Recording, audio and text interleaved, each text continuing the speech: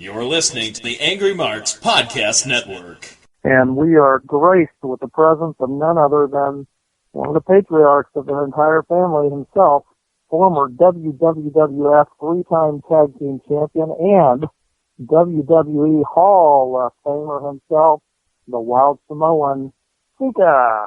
How's it going, Sika? Hey, thank you, brother. Thank you for having me on the show, man. Yeah, I'm so happy to get a chance to Carolina. You know, every day I never went on the radio show, you know, before, and not only that much, but I appreciate, you invite me over to your show, and the people up there in your area, they're beautiful people. I love it up there at the at my time, you know. Yeah, it's awesome having you on the show, and a lot of people don't quite understand how many wrestlers your family has produced. Sika, do you know how many wrestlers do you have in the Anoa'i family? The Anoa'i family, my gosh, how many we got over here? It's still coming though. It's still there. It's still a lot of these kids. They still around. They want to get in the business, and they love it. And they, when we press on this business, and and they all wanted to follow these, even the whole islands, all them islands side of South Pacific. This is what opened the door for all the sports, and now they're moving on football and all kinds of stuff. But wrestling is the one that really opened the door for my people, because a lot of the world and most of the places, they don't even know where American Samoa at, so. True. Today, things the fast computer and everything going today, but I'm very happy and proud when they have a chance like this to talk about, my side of the world. Yeah. Right. Well, we want to talk about real quick, because I know you've been helping out a lot. October 3rd in Milton, Florida at 8 p.m., I believe that's Central Time, your son, Rosie, has got Epic Championship Wrestling up and running that night, and we certainly want to make sure we give that plenty of props. But what have you been doing, Sika, to help out Rosie with that show? I've heard it's been getting some pretty good reviews down there and getting some decent crowds, and so what's your involvement with it? Well, this is every father, they always want their son, to be part of anything that they do and be proud of it. And, Rosie, when we first got in on this business toward the 70s, coming down that way, I dragged him along, and it was my first son. It was him, and we traveled the highway all over just to find, a better place to work and just to get to learn the business and the road and the whole work. And he was the one that was with me and my wife, But I'm very proud to have him follow up on my footsteps, because like I said, this is a phase that I love the business, and it's the best business that I ever got in my life, because I'm a hard-working person. I started out as a longshoreman and a seaman, and then got in on the wrestling world, and it was just an easy labor that I got into it, and having Rosie follow my footsteps and makes me so happy, and I want the world to know that, he was born on the road, on the highway and he traveled everywhere. I still remember when, we came around down this way, down Louisiana, and he always said, "Dad, how long are we going to be here?" I said, "I don't know. We don't know until we'll find out where we at."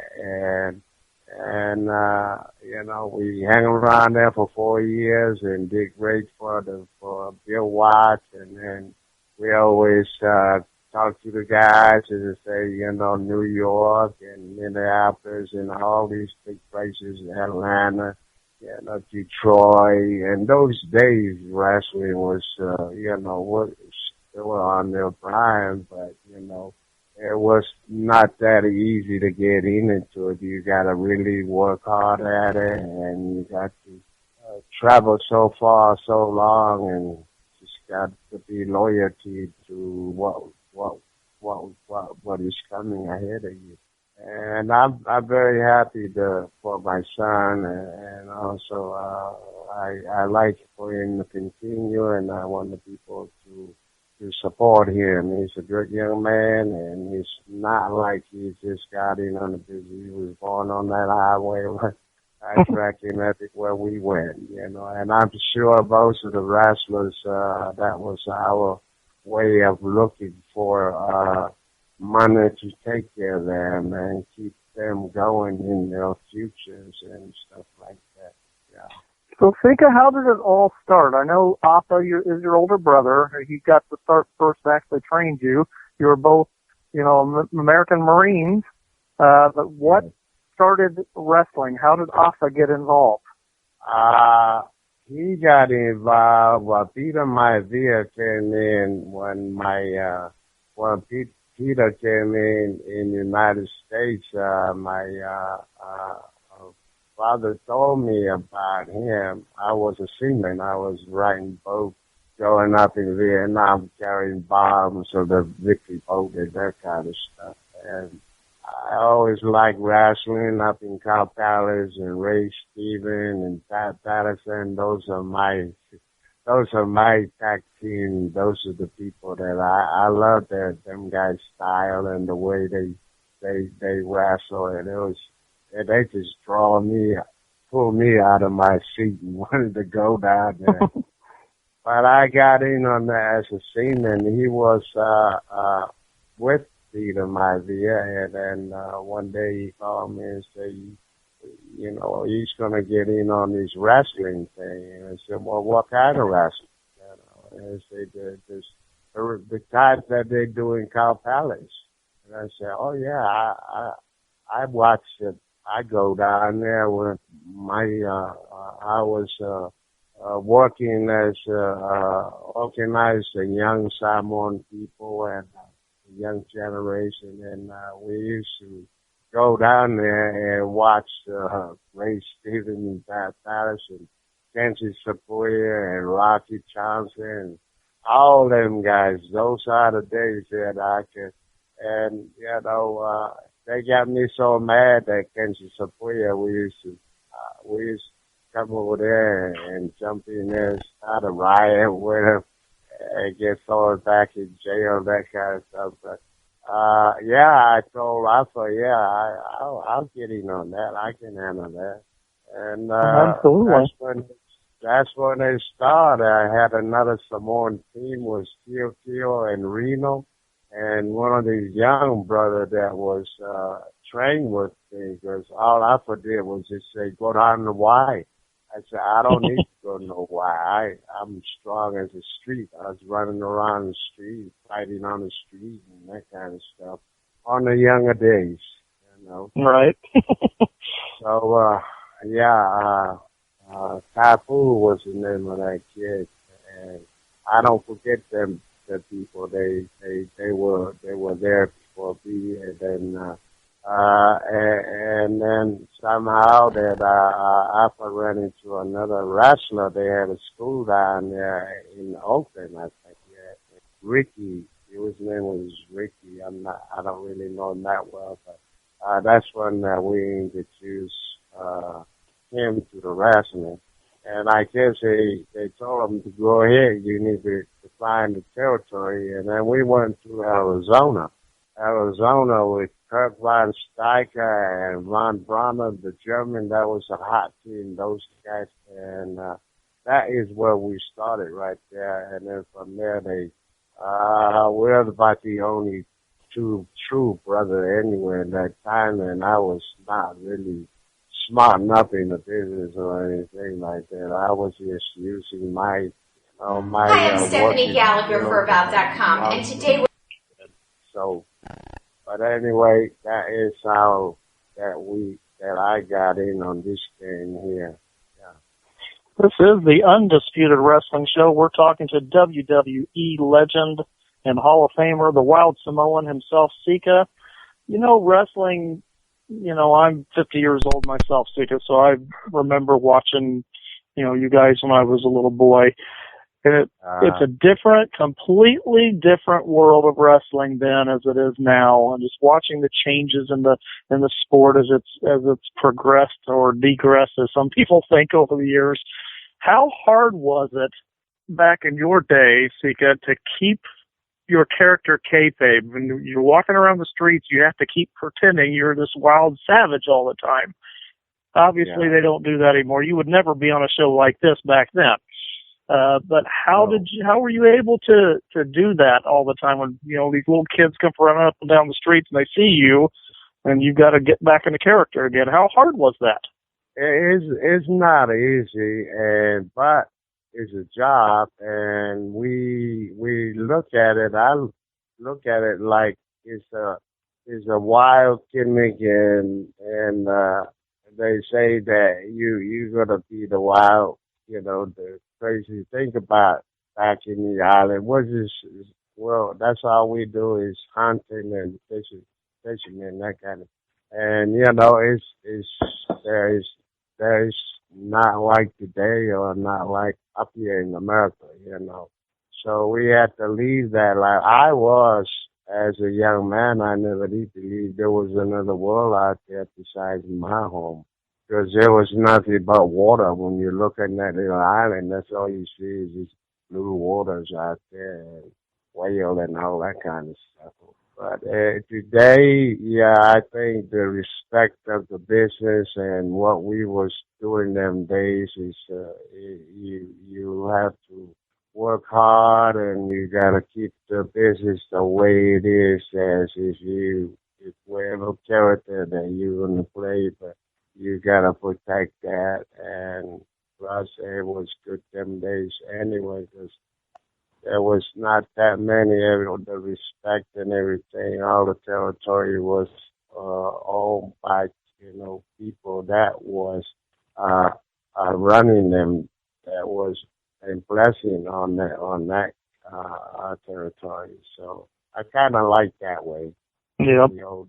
Yes, it's a family, and it's you respect, and then it's just, I like the old ways of there's so much to teach the young people today, but you can't teach them anymore because they got everything down. Before we all work, try to save money and sacrifice ourselves on the highway, rain or shine, and we try to make their life better. Now, there was new color TV come along and everything just start changing, and then when they shoot that record up on the moon, and then bingo, here goes the satellite, But it's, we did more than just smooth the highway. I think the young people today, they're blessed. They got everything they need. They are rich before they even looking for money. Before I hand it off to my buddies, Sika, I was going to ask you, you've had the pleasure of working with three of the greatest managers in the history of the business, Mr. Fuji, the Grand Wizard, and of course, Captain Lou Albano. Tell us a little bit about your experiences with Captain Lou and the other two guys and what they meant to your career. Oh my gosh. You cannot replace them guys. I don't care who it is. There is. I miss them. I miss all the people was in my generation and them days. I miss them all, from the promoters to the boys to managers to wrestlers, and I feel very sad, and I feel like when I hear somebody left, but it actually kind of put me back at the time because me and my brother, we went in every territory and worked for every promoter. And I was blessed to meet all these people because if we didn't just go from Arizona, they sent up in Calgary and stayed there for 4 years and then moved down to Kansas to Portland, bypass San Francisco because that's home. We were not ready for that. And come on down Texas, and then Bonner, you then go to Bill Watts and then Mobile when they finished with us, they moved. We was just blessed in a way that all the millionaires and all the healthy people and all the territory promoter that was taking care of us through our career and the highway and where we came. And I remember Andre, he always coming down and he say, "You need to go to New York." I said, "Well, we don't know nobody." And those are the friendships that we have, people like Andre and Moolah and all the territory, everybody in every territory, all the top boys. I remember running the Ric Flair when he was 24 years old. And so, and Terry, I'll go get. I just hear something about him about getting trouble on the end thing. I know Terry Foley. He's a good man. That young man, he's a great person. He's a family person. I don't see any kind of prejudice in his heart. He's a great man. I heard about that. Some friend of mine told me about that, and I saw the thing on the TV. No, I want the world to know that Terry is a great man. He's one of our, to me, he's one of our, just like Kennedy shot that thing up on the moon there, and that's how all these computers start. And Bruno San Martino, Andre, all the top boys in the world of all the wrestling, they are not no joke. They're real. They are our people. They are our heroes. Those are the ones, and the fan out there and all over the world. Look what happened. And I would like to see them guys respect who they are. It's just like all the president, they'll respect you. You can't make joke on them people. They work hard. You wrestled Hulk Hogan several times for the title, didn't you? Oh yeah, yes. I mean, I did when they first shot out on the WrestleMania. I think we were on number 4, I think. And I mean, not taking nothing, but Bruno and everybody else, all the territory. But that's when that thing ever had come up on the WrestleMania. That kid and everybody else was in there. They broke records. They broke records as far as the world is like us watching football and high boxing and Muhammad Ali them days, So, I mean, I know Terry's a good man. But I want the world to pay attention and look at my son over here in Milton. We don't have that big of a place, but it's a good place we start and I appreciate everybody looking in on that and it's all about helping your kids and touch your kids in some kind of a job that you were blessed in finding from not only one person but all over every space in the United States that we've been working in, not only in Japan, Germany, everywhere we went. So this is the Undisputed Wrestling Show. We are brought to you by the Angry Marks Podcast Network for the very best in mixed martial arts and professional wrestling podcasts and news. Check out angrymarks.com. We have the incredible pleasure of speaking to WWE Hall of Famer Sika tonight. And Sika, I've got a million questions I can ask you and keep you on till 4 in the morning very easily, but I won't. I'm going to tag off to my tag team partner, the bearded wonder, Zane Paisley. And Zane, you got Sika. Hi, Sika. Right. Once again, thank you so much for coming on with us.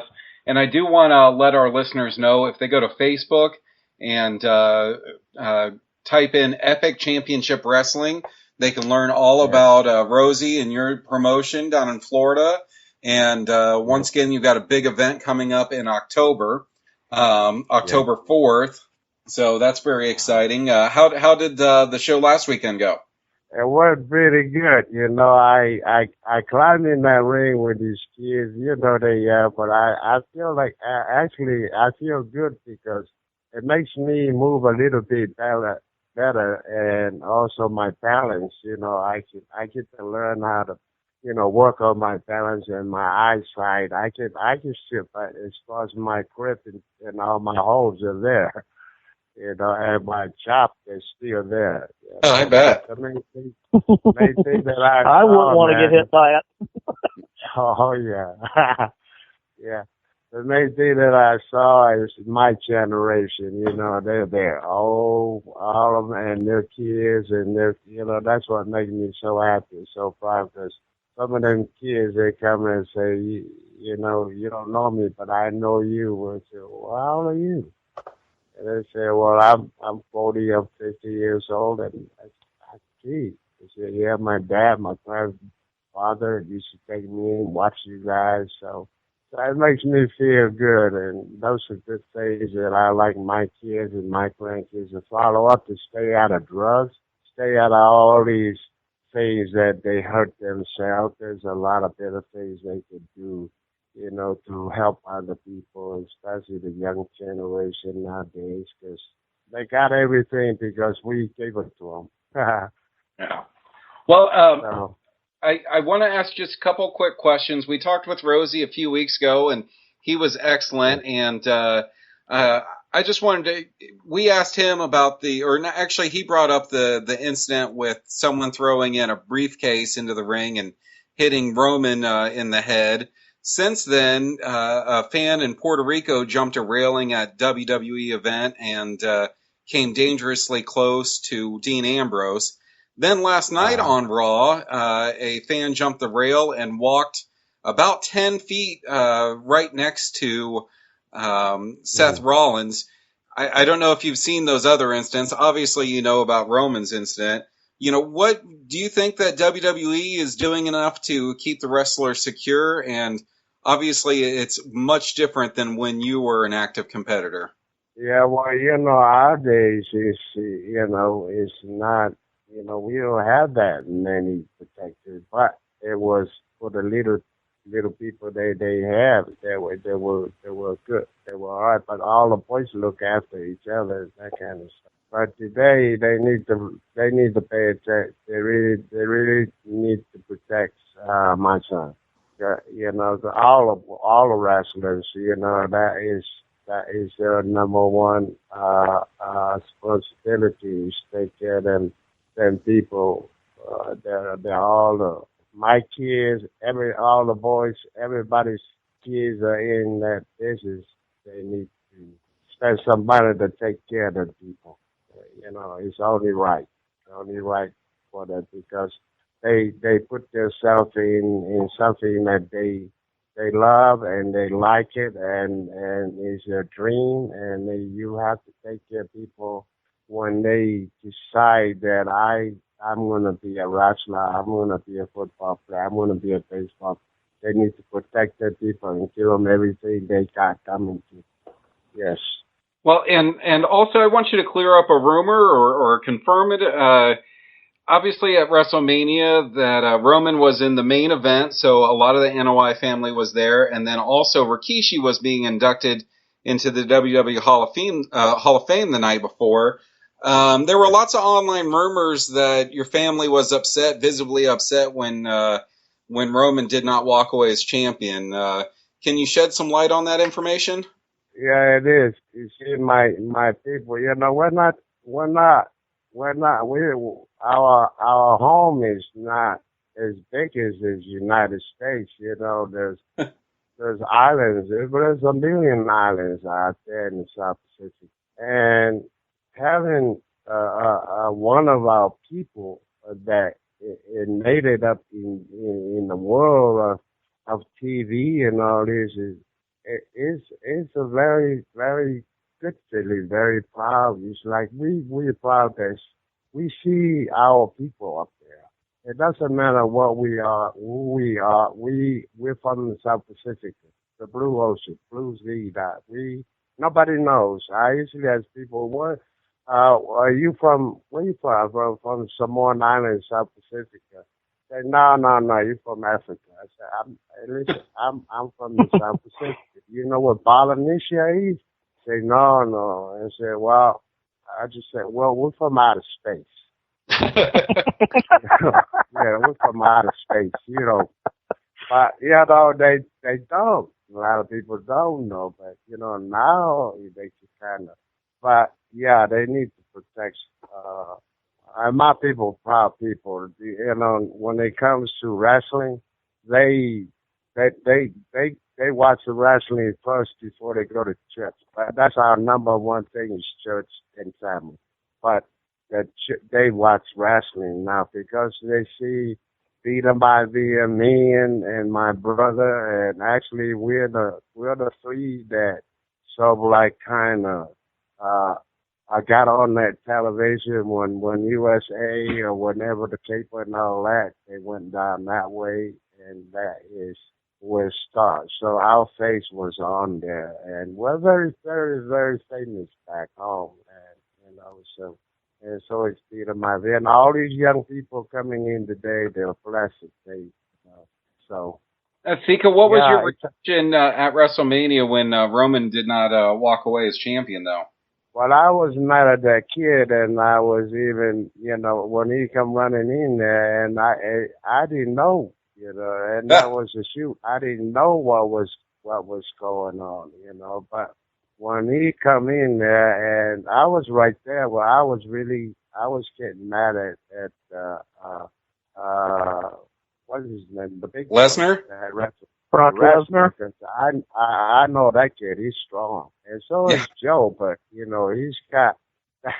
I can see a shooter when I see one. You know, and I say, man. So I run off as a father, man. You know, you're proud to see your son, and then I never, you know, and fighting a pro like that, and I can feel it when that man he laid them forearm and then suplex at him. I can feel all that pain. I feel all that. And then when that other guy, that really blew my mind right there. Well, you know what? Win or lose, that's his first main event of a WrestleMania, which I'm sure there's going to be plenty more. And it's going to be one of the more memorable WrestleManias. So I thought it was awesome. And so yes, I appreciate you coming on here. I'm going to pass it back to Rick. Rick, do you want to reset this for Drew Skills then? Absolutely. We're going to let the Heroes and Legends champion come into the ring with the mighty Sika. Drew Skills. Hey, thank you, brothers. God bless you guys. God bless that area, we're not leaving you yet, Sika. We're just letting you talk to Drew. I'm not done with you yet. Don't run away from me, Sika. Don't run away. I got questions. Wait. You know, I never, every now and then I get lucky, I get talk to the world, man. You know, yes, this is great. I like this. I love it. Yeah, I'm glad to talk to your side of the world because we were there. Well, we're very lucky and very honored to get to talk to you tonight. One of the questions I have for you, sir, is you know, the different generations, and you talked a little bit about it before with your generation and such. I know you're a little biased with having Joe there now on the big scene, but how do you feel about the evolution of the business going from pro wrestling to sports entertainment with the territories going away and, you know, now there only really being one company to work for in the U.S. To make good money? How do you feel about the state of the business? Well, you know, I feel like that all the territory and all the wrestlers from the day when they start till today that everybody should be blessed in this, and I'm very proud to every family and every territory there was them days, from territory to territory, that we had more place to work, and our kids but today, the young people today, they should be appreciated, and I think everybody that was in them days, they should get some kind of bonus from the success of today, of all the things going on. Right on. As far when I started about 15 years ago. Obviously not nearly as long as you've been around. But even in the 15 years that I've been here, the business has changed so much. You talked about Alpha. You talked about Alpha helping you get in, and he had got in first. I know you guys had the Wild Samoan training facility, and you guys have put it through several wrestlers, not just family members, but several big-time wrestlers has come through there. How do you feel about the difference now as far as how protected the business used to be when people were trying to get into it versus now, people show up for a tryout and they're off and running. If they got the money, someone will train them somewhere. How do you feel about the difference in getting into the business? Well, there's ring everywhere, and I'm gonna keep a ring because it's a memory that I found, and I'm gonna keep it because it's good for my grandkids. It's good for my kids. If I'm strong enough to get in there with them, I'm going to teach them all the memory and everything that I know and the respect. And I'm going to teach my grandkids the way that I made it. And I think that every person that is, they should have chased back who were these guys that are training these kids. Because in our little area, there's a lot of kids that you taught them, and then they start see the money instead of doing the right thing and help somebody. They don't. They just train somebody for the money, and then they just don't send them where they're supposed to go. And their dream, that's not good. If I'm gonna train somebody, I'll make sure that, that I can talk to the office, or the office knows me, so I can at least, if they know me and this is from the Samoan family, they worked for us before.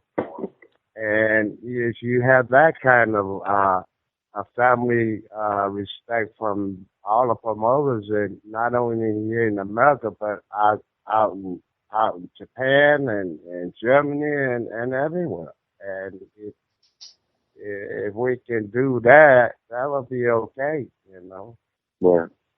Well, I greatly appreciate the opportunity to be able to talk to you. Now I'm going to turn it back over to Rick. But I wanted to say one of the greatest or accolades anybody's ever told me. That really, sometimes you hear things that they go in one ear and out the other, but one of the things that I was told that really stuck with me and I'm really proud of is I get to work with Junior quite a bit, Rikishi, several times. And he always tells me, man, that my facial expressions remind him of his uncle, Sika and Alpha. So that's a huge notch in my belt. I really enjoyed getting to talk to you tonight. Yeah. Thank you, brother. Thank you. This is the Undisputed Wrestling Show. We're still talking to the mighty Sika. You know what, Sika, I was just thinking, kind of playing off of what Zane said a few minutes ago about the WrestleMania. And it's such a different world then. You had your faces and you had your heels back then. Today, it's not so easy to say, I guess, anymore. I guess it was a very bittersweet moment, obviously, at WrestleMania, watching Roman Joe, wrestling for the championship. But how did it make you feel when you heard the boos? He's supposed to be the good guy, and he's getting booed. Does that break your heart? Well, when the people, when they do that, it makes me think about what me and my brother did. And, it's in that blood. It's not in the blood. It's in that story that we're bad. When we was in there in the screen there. But I think that if they gonna have Joe Roman Reigns be a bad guy, then they have to treat him like a bad guy, you know. And they have to make it. They have to make it. You can't go in there and the people want to be with him, but it's just a way that I think the program is going is and they need to change this comeback stuff and get in. If you're gonna be, you know, a super guy, you go in there and take it from the beginning till to the end and cut down on the minute, cut down on killing the time. You know, just go 5-10 minutes and then go home. You know. So I mean, that's what from what I see, there's certain people. If I'm gonna kill somebody, I'm gonna kill them right. You can't just go in there and die and then have somebody put them over. I don't think that's the story is not that. And I know you and the McMahon family obviously go back a long way, and you've had a really long history with them and working for them. You know, kind of getting your feelings again, since you've, you know, been around and seen the, you know, the golden days of wrestling, seeing it turn all the way into where we're at now. You know, when Vince had to get up and testify or whatever and told the whole world that wrestling was basically a work, did your heart sink, Sika, knowing it was all over right then, or did you think the business was just going to go down the toilet from there, or what was your feelings when he did that to avoid paying taxes as a sport, I guess? To be honest with you, I never did see that. I never did know about that. Yeah, it was back in the early 90s when he told the whole told the whole world that wrestling wasn't real. It was on TV. I never did know, because see, my problem is that I'm not that. I never went to school. I never read right. And I don't. All these other things are telling me, and I only see when people. I missed that one. I never did know about that. Yeah. Well, tell everybody about the Wild Samoan Training Center and what you've done for kids and things like that with that. And are you still really a lot involved with the training center, or what's going on with that? The training center here, even that I don't, you know, when I taught a kid in Yokozuna, is right here in Pensacola. And as far as my family got all these out of school there, I had nothing to do with it. I'm not even in there, and I'm not even, nobody's talking to nobody. But this is why that I'm very happy that I have my older son, Matt, and he's gonna pick up what is always in my mind and my heart, that I want my own son to pass my talents to him and Roman Reigns. So I'm good now. I got my two boys. They're in there now, and I know they're good kids. They're very good young men, and I know they're gonna be okay. And I'll be okay too, because now I can just let go everything that I know in my mind to them. But Joe is fine. He's in a good family, the good people, and there's a good company. He's in there. And my son Roman, Matt, he's here with me, and I want him to continue doing a good job for the kids, to bring the kids out of the street and be a good man, be a good promoter, and just work with the family, all the family that comes in the show. Yes. And I'll tell you what, Sika, you should be I hope you're very, very proud. You've got an awesome family. You had over 20 people in your family go off to wrestle, and Matt, we've talked to before, is awesome. We take great pleasure in watching Joe wrestle, and just seeing the legacy of your family just continue to live on and on. It's just awesome. Like I said, I hope you're very proud of your family, because I'm proud just talking to you guys. I really am. Brother, I am very proud of my family, and I'm proud of all the families out there in the world, and, you know, we ain't got nothing to worry about. We got a family. And if we have family, there's nothing to worry about. We okay. And I appreciate this. Sure. Before we let you go, Sika, what do you want to say to all your fans out there who are anxiously listening in and getting to hear you? I would like to, you know, to say this to the world, to all my fans, and you know, just stay healthy and keep a good mind and just enjoy your life while we can in this beautiful world we're living in. And do not let money worry you. Do not let anything that will worry you and cause sickness in your heart. Just take care of yourself and you listen to yourself and stay away from things that will hurt yourself. And thank you for the chance that I have here to talk to your station and Minneapolis and all over the world. And just one thing, you know, if you have people will make people. People will help people. And I want the world to pay a little attention at my son, Matt, and Roman Reigns, and my family. Thank you. I tell you what, Sika, on behalf of my wrestling friends who have definitely cite you as a major influence in their careers, Congo Kong, Tanu the African Savage, even you, Drew Skills, all have played some homage to you, Sika, and I just want to thank you very much for being on the show and wish your family nothing but continued success. We have a great amount of respect for you. We really do. Thank you, brother. God bless you and your family, man. You too, Sika.